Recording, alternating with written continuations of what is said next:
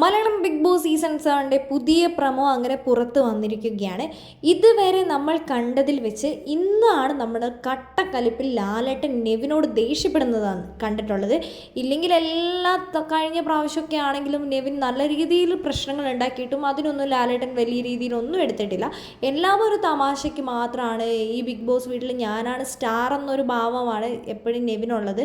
കാരണം ഞാനാണ് ഇവിടെ പുതിയ അല്ലെങ്കിൽ ബിഗ് ബോസ് വീട്ടിൽ കുടുംബാംഗങ്ങൾ വന്നപ്പോഴെല്ലാം നെവിനെയാണ് പൊക്കി പറഞ്ഞ് നെവിൻ്റെ പല ഡയലോഗുകളും പുറത്ത് വൻ ഹിറ്റാണെന്ന് അറിഞ്ഞതിന് ശേഷം നെവിനാണ് മാസം എന്നാണ് വിചാരിച്ചുകൊണ്ടിരിക്കുന്നത്.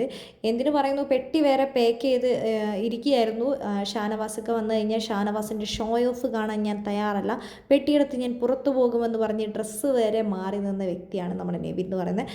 എന്താണെങ്കിലും ഇന്ന് ലാലേട്ടൻ നല്ല രീതിയിലുള്ളൊരു പനിഷ്മെൻറ്റ് നെവിന് കൊടുക്കുമെന്ന് തന്നെ നമുക്ക് വിചാരിക്കാം. കാരണം ലാലേട്ടൻ പറയുന്നുണ്ട്, ഇത് എൻ്റെ സ്പേസ് ആണ്, ഞാനാണ് തീരുമാനിക്കുന്നത്. ഇനി നെവിൻ്റെ കാര്യത്തിൽ എന്ത് തീരുമാനം എടുക്കുന്നതും ലാലേട്ടനായിരിക്കും.